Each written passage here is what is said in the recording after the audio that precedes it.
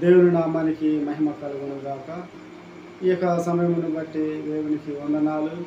అదేవిధముగా ఈ యొక్క జూలై మాసంలో మొదటి ఆదివారం వాక్యములు ధ్యానం చేయటకు దేవుడు మనకు సహాయం చేసి ఉంటున్నాడు. ఈ యొక్క ఆదివారం నాడు ధ్యానం చేయటకు ఉన్నటువంటి అంశము గృహ నిర్వాహకత్వము, తేట తెల్లముగా కనబడుట మరియు జవాబుదారీతనము అనే అంశం గురించి మనం ధ్యానం చేయటకు దేవుడు సహాయం చేస్తుంటున్నాడు. స్టీవర్డ్షిప్ సండేగా మనము చూస్తూ ఉంటున్నాము.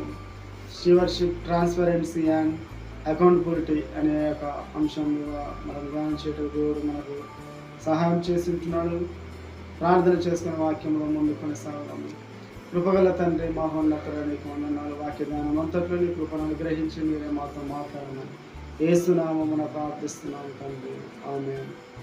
మంచిది. ప్రియమైనటువంటి దేవుని సంగమా, మనం చూసినట్లయితే ఒక స్టీవర్డ్షిప్ అనగా గృహ నిర్వాహకత్వము అనే ఒక పదము మనం చూస్తూ ఉంటున్నాము. ఆ యొక్క స్టీవర్డ్షిప్ అనగా మనము ఆలోచించినట్లయితే దీనికి చాలా రకమైనటువంటి అర్థాలు మనము చూడగలుగుతూ ఉంటున్నాము. గృహ నిర్వాహకత్వము అంటే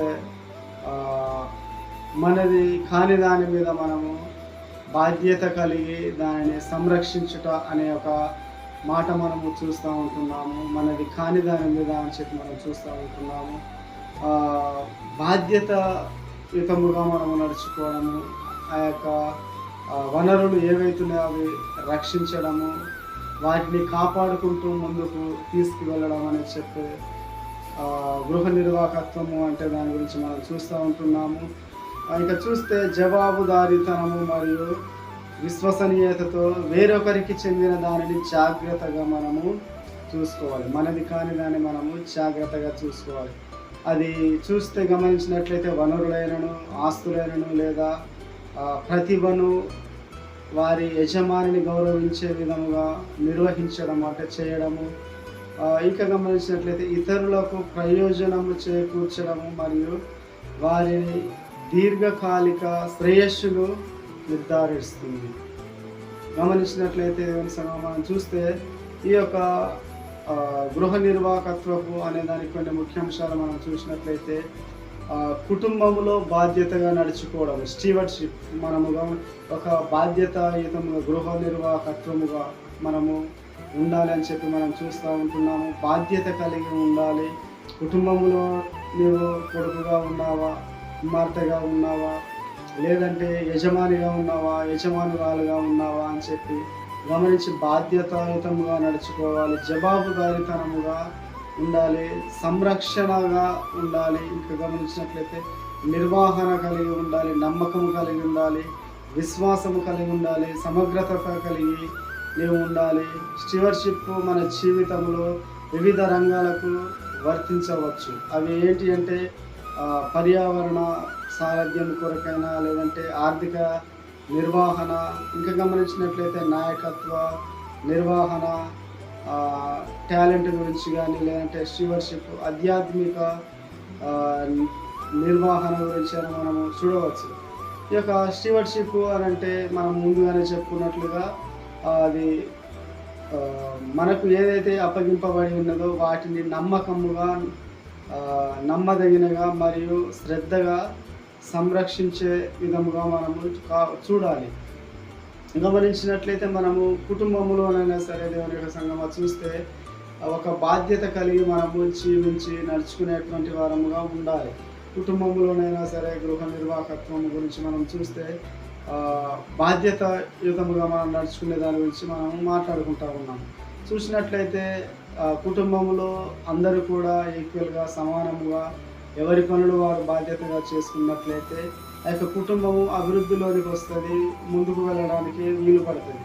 కుటుంబంలో ఒకరు కష్టపడి ఒకరు చేయకుండా ఉండి సమానత్వం లేకుండా ఉంటే ఆ కుటుంబము వృద్ధిలోనికి రాదు.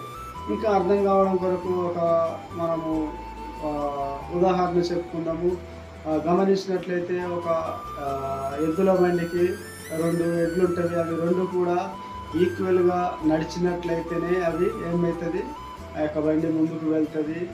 ఆ పని అనేది కార్యం సఫలం జరుగుతుంది.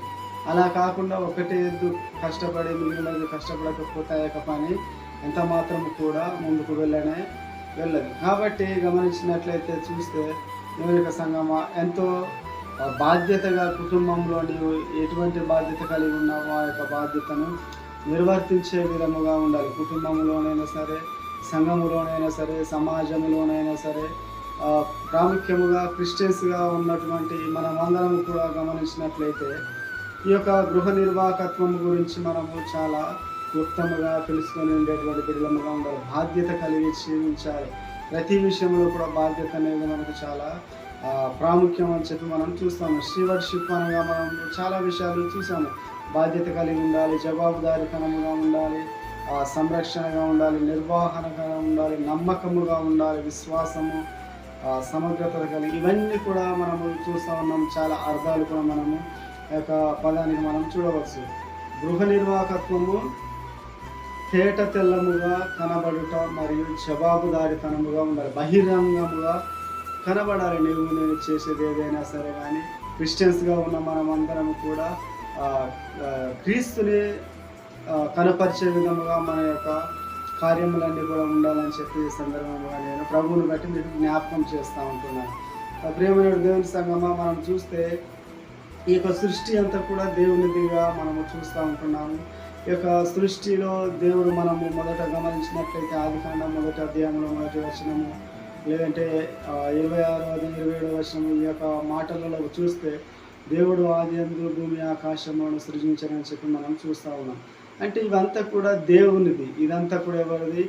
దేవునిది. ఈ యొక్క దేవుడు కలగజేసినటువంటి ఈ యొక్క భూమిని, ఈ యొక్క వనరులను ప్రతీది కూడా నీవు సంరక్షించాలి. కాపాడుకుంటూ వాటిని ముందున్నటువంటి తరాలకు అందించే విధముగా నేను కూడా జీవించేటువంటి బిడ్డలముగా ఉండాలి. అదంతా కూడా తేట తెల్లముగా కనబడే విధముగా మరియు జవాబుదారీతనముగా, అంటే తర్వాత సమాధానం చెప్పే విధముగా నేను కూడా జీవించేటువంటి బిడ్డలముగా ఉండాలని చెప్పి ఈ సందర్భంగా నేను జ్ఞాపకం చేస్తాను. నమ్మకం అనేది చాలా ప్రాముఖ్యము. నమ్మకం లేకుండా మనము ముందుకు కొనసాగడం చాలా ప్రాముఖ్యము. నమ్మకం లేకుండా మనము అభివృద్ధి చెందడం చాలా నమ్మకం లేకుండా ముందుకు వెళ్ళడం చాలా కష్టంగా మనం చూస్తూ ఉంటున్నాము. యోసేపు గారి యొక్క జీవితంలో మనం చూసినట్లయితే యోసేపు గారు దేవునికే భయపడ్డాడు. ఆయన అక్కడ ఉన్నటువంటి సమస్తము మీద కూడా ఆయనకు అధికారము ఉన్నది. ఆ అధికారం ఉన్నప్పటికీ కూడా ఆ అధికారాన్ని అతను ఎంత మాత్రము కూడా దుర్వినియోగం చేయకుండా దేవునికి భయపడి ఆయన జీవించినటువంటి వ్యక్తిగా యోసేపు గారు ఉన్నటువంటి విధానం మనము చూడగలము. అదేవిధంగా మనము చదవబడినటువంటి పాఠ్యభాగంలో చూస్తే నిర్గమాకాండము 36వ అధ్యాయం 2 నుంచి 7 వరకు కూడా మనము చదువుకొని సమయంలో వచ్చి ఉంటున్నాము.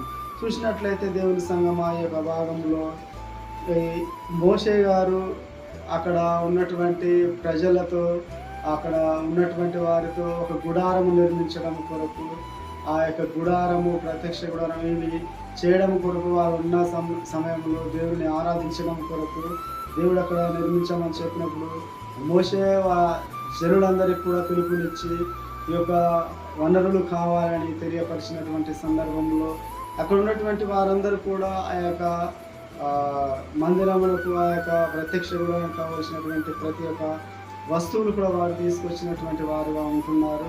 ఆ యొక్క భాగం మనము చదువుకొని ఉంటున్నాము. ఈ యొక్క భాగంలో చూస్తే 2వ వచనం 36వ అధ్యాయం 2వ వచనంలో చూస్తే బెసలేమును అహోలియాబును యెహోవా వారి హృదయములో ప్రజ్ఞ పుట్టించెను, ఆ పని చేయుటకు ఎవరి హృదయమును వారిని రేపెను, వారినందరినీ మోసే పిలిపించాను.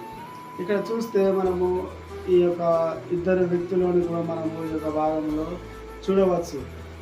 ఇంకా చూసినట్లయితే ఏముందంటే ఆ పని చేయుటకును వారు పరిశుద్ధ స్థలం యొక్క సేవ కొరకును ఇశ్రాయేలులు తెచ్చిన అర్పణలన్నింటినీ మోషే యుద్ధ నుండి తీసుకొనిరి.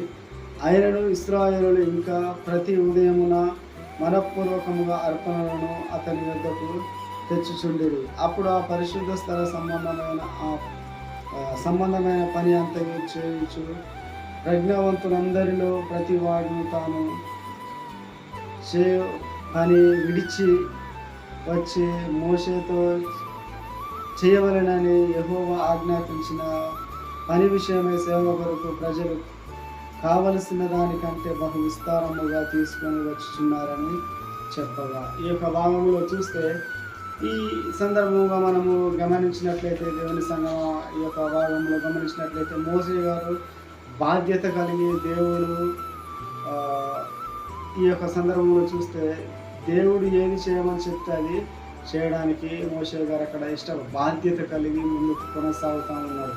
మోసే బాధ్యత కలిగి దేవుడు ఇచ్చాడు. దేవుడు మోసే నమ్మకంగా ఉన్నాడు. దేవుడు చేయడము అని అనుకున్నాడు. అంటే దేవుడు ఏదైతే చెప్తా ఉన్నాడో అది చేయడానికి మోసే ఇష్టపడతా ఉన్నాడు. మోసే గారు ఈ యొక్క భాగంలో గమనించినట్లయితే చూస్తే అక్కడ వారందరూ కూడా ఆ యొక్క వెండి బంగారములు, దానికి మందిరంలో కావాల్సినటువంటి ప్రత్యక్ష గుడారానికి కావాల్సినటువంటి ప్రతి వస్తువులు కూడా వారు తీసుకొచ్చేటువంటి సందర్భంలో దేవుడు చూస్తూ ఉన్నాడు కదా అని చెప్పి మోసే గారికి ఒక ఆలోచన ఏమన్నదంటే, వారు తీసుకొస్తూ ఉన్నారు ఆ యొక్క సామాగ్రి అంతా కూడా తీసుకొచ్చినప్పుడు ఆ యొక్క సరిపోయినది అని చెప్పినప్పుడు ఏం చేస్తూ ఉన్నాడంటే, చాలు అని చెప్పి ఆ యొక్క కానుకలను నిలిపివేయడం గురించి మనం చూస్తూ ఉన్నాము. మోసే పైన అధికారి ఎవరు లేరు. ఆయనను కూడా ఇక్కడ చూస్తే దేవునికి భయపడ్డాడు మోసే. వారు తెచ్చేటువంటి కానుకలన్నీ కూడా ఇక చాలు అని చెప్పి చాటింపు వారందరినీ కూడా తీసుకురావద్దని చెప్పినటువంటి సందర్భం మనం చూస్తూ ఉన్నాం. బాధ్యత కలిగి ఆ యొక్క మందిరం పనులకు, ఆ యొక్క ప్రత్యక్ష గుడారానికి వారు ఉన్నటువంటి సందర్భం మనం చూస్తాము. ఎంత సామాగ్రి తెచ్చినప్పటికీ ఎవరు లేరు కదా, నేనే పై అధికారిని కదా అని చెప్పి ఎంత మాత్రం కూడా ఆ యొక్క వనరులను సమకూర్చుకోలే, వాటిని ఎంత మాత్రం కూడా దాచుకున్నటువంటి విధానం మనము దాచుకోలేదు. అలా మనం చూస్తూ ఉన్నాం. దేవుడు చూస్తూ ఉండనే ఒక నమ్మకము కలిగి, దేవుని పట్ల విధేయత కలిగి ఆ యొక్క వనరులు దుర్వినియోగం చేయకుండా దేవునికి సంబంధించి దేవుని పనికే వాడాలని చెప్పి ఒక ఆలోచన విధంగా మోసే ఉన్నటువంటి విధానం మనం చూస్తాము. ఇంకా తర్వాత ఆ యొక్క ఇద్దరు బెసలేలును అహోలియాబు గురించి, వీరి గురించి కూడా మనం చూస్తూ ఉన్నాం. వీరందరూ కూడా తెచ్చి మోసేకి ఇచ్చినప్పుడు మోసే దగ్గర నుంచి వీరు తీసుకువెళ్ళి అక్కడ పని జరిగిస్తూ ఉన్నారు. పని జరిగించేటువంటి వీరిద్దరు కూడా ఏం చేస్తూ ఉన్నారంటే, పని జరిగించేటువంటి వీరిద్దరు కూడా వీరి యొక్క హృదయంలో దేవుడు ప్రేరేపించాడు, చేస్తూ ఉన్నారు. వారు కూడా ఏమి కూడా ఆశించలేదు, నమ్మకముగా ఉన్నారు, నమ్మకంగా చేస్తూ ఉన్నారు. మోసే ఇచ్చినప్పుడు వీరు పని చేసేవారు. మోసే అక్కడ వెళ్ళి చూడకుండా చేయకుండా కూడా వీరు ఏం చేస్తూ ఉన్నారు, నమ్మకంగా పని చేసి, అయ్యా ఇది సరిపోతుంది, ఇక వద్దని చెప్పండి ప్రజలకు అని చెప్పి వారు నమ్మకంగా వచ్చి మోసేతో చెప్తా ఉన్నారు. ఏమని చెప్తా ఉన్నారు, నమ్మకంగా వచ్చి అయ్యా ఇది సరిపోతుంది, ఈ కానుకలు ఇంతటితో ఆపివేయమని చెప్పండి అని చెప్పి ఆ యొక్క బెసలేను ఇంకెవరు అహోలియాబు గురించి మనం చూస్తాము. వీరు బాధ్యతాయుతంగా నమ్మకంగా చేస్తాము. దేవుని యొక్క భయం కలిగి వీరు ఆ యొక్క గుడారం పని చేసినటువంటి వారుగా ఉన్నటువంటి వారుగా మనం చూస్తాము.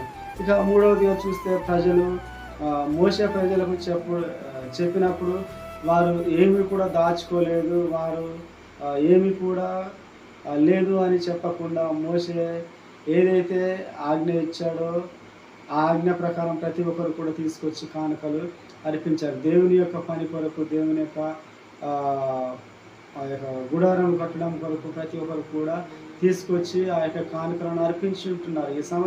ఈ సందర్భంలో జ్ఞాపకం చేయడానికి ఉన్నటువంటి మాట ఏంటంటే, ఈ రోజున నేను కూడా మందిరం యొక్క పనుల విషయంలోనైనా, ఈ దేని విషయంలోనైనా సేవకులు చెప్పిన సందర్భంలో మనం ఎంత మాత్రం కూడా ఉంచుకొని లేదు అని చెప్పకుండా ఉండాలి. మనం అందరం కూడా గమనించినట్లయితే వారు ఆ యొక్క ఐగుప్తు బానిసత్వం నుంచి విడిపించబడి అరణ్యంలో ఉన్నారు, ప్రయాణాలలో ఉన్నారు.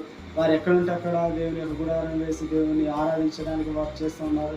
అటువంటి వారందరూ కూడా ఏం చేస్తామంటే, దేవునికి నమ్మకముగా వారు ఆ యొక్క కానుకలు అర్పిస్తున్నారు. నమ్మకముగా వారు దేవునికి ఇచ్చే విషయంలో వారు ఎంత మాత్రం కూడా వెనకాడేటువంటి వారుగా లేరు. వారి యొక్క ఆలోచన మనం చూస్తే, అంశంలో ఉన్న విధంగా చూస్తే తేట తెల్లముగా కనబడుట మరియు జవాబుదారీతనముగా మనం చూస్తూ ఉంటున్నాం.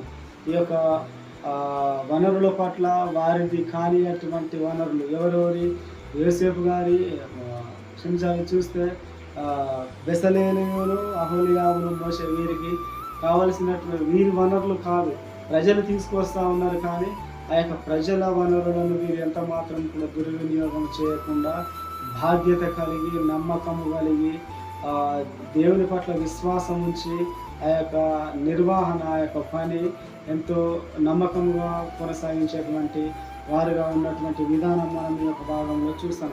ఇది మనం చూసుకుంటూ ఈ యొక్క భాగంలో ఇంకా మనం చూస్తే ఏమంటే మోషే ఏం చెప్తూ ఉన్నాడు, యెహోవా ఆజ్ఞాపించిన పని విషయమై సేవ కొరకు ప్రజలు కావలసిన దానికంటే బహు విస్తారముగా